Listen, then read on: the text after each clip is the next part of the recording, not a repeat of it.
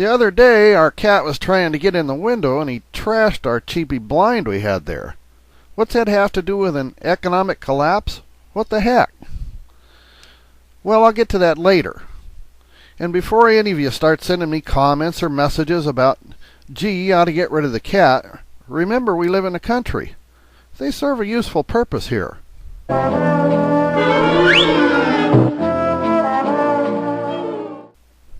Before I get to the window blind, let's talk a little bit about current events. With the bailouts and the stock drops, it's been a little hairy lately. But keep this in mind. Whatever you do, don't panic.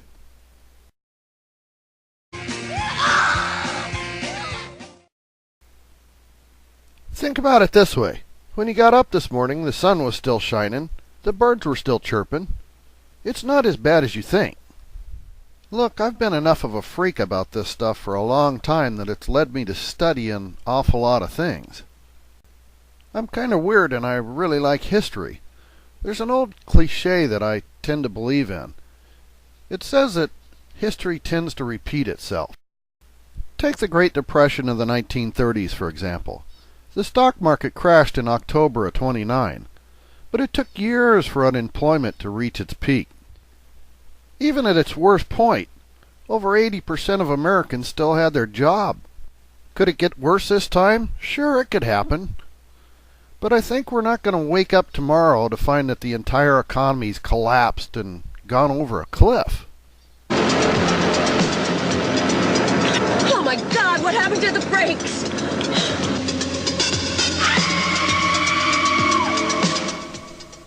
I think it's going to be more like we're sliding down a hill covered in mud.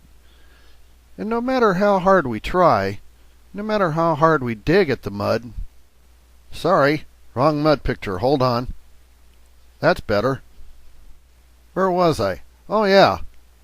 Our lives are going to keep sliding down this hill, just one piece after another.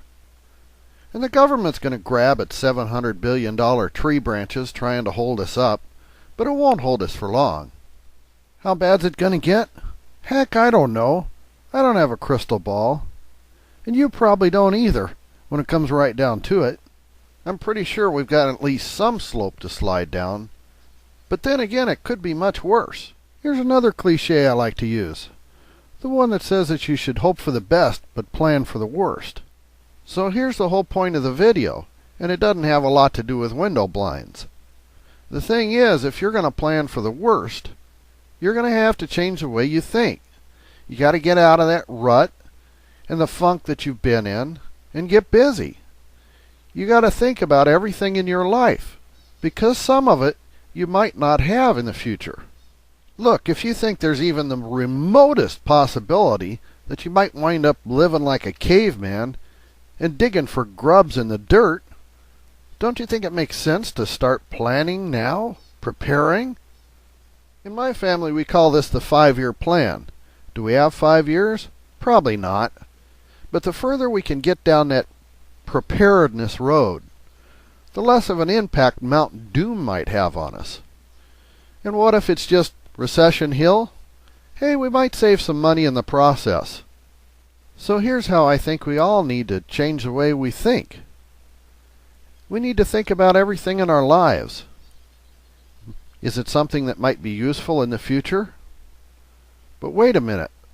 If the power grid could possibly go down, will we have to do without it? Is there something in a thrift or an antique store that we could use for a reasonable replacement? Can you make your own soap, for example? If the stores go out of business and you can't get the little things in life, it might affect you in strange ways. You might have to think differently about the appearance of your significant other, for example. You can live with that. But the point is to start thinking about everything in your life in this way. So here I am with one of life's little minor inconveniences. And I'm trying to apply my new future thinking to it. So here's a thought. If there are problems with the power grid, my furnace might not be working. I don't particularly like the cold. If the grid goes down, then the pumps won't be working either. I might not have gas to run anything.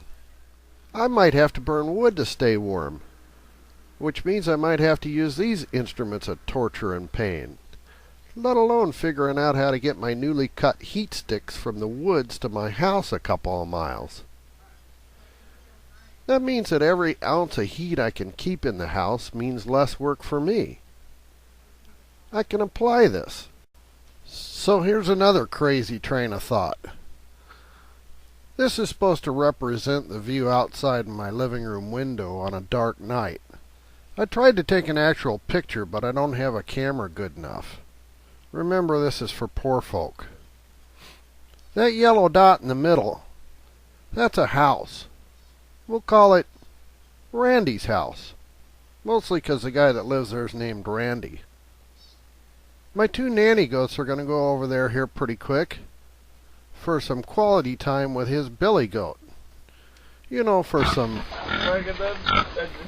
We'll just say it's a natural part of the process to turn grass into milk for me to drink.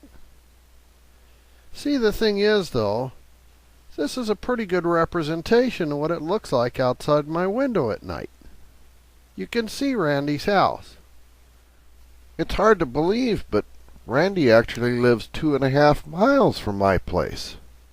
If you live in the city, you probably wouldn't understand this. Well, maybe if you go camping a lot. But if the power grid goes down, you're going to learn it real quick.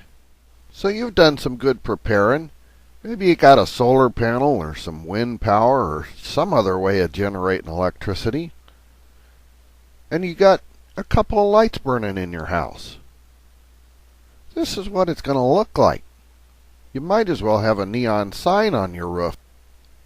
So let's imagine there's a group of young, very hungry but very well-armed young men out there. They're skulking around with the intent of taking your stuff, killing your wife, and raping your dog. You need to keep these things in mind. Look, I'm not trying to get you to copy what I do. I'm not trying to tell you what to do. I don't think I know for sure. If I could get a few people out there to start thinking differently, though. Planting a garden. Learning some new skills. How to can, for example. If I could get you to build a root cellar in the corner of your basement. Start thinking about the things you use in your life. If I could get a few people to start making lists. Not panic, but start to realize there are things you can do about this situation. If I could get everybody to start doing some things like this. If I could get some people to decide in their own mind how bad they think things are going to get, and start planning accordingly. You know, hoping for the best, but preparing for the worst. If I could get some of you to start thinking things through with a different eye towards the future, and then using your imagination to come up with solutions that you think will work the best. This is what I do when I can't sleep at night. I put a lot of time into making these videos. If I could get just a few of you out there to turn into lunatics like me, I could feel like maybe I helped somebody.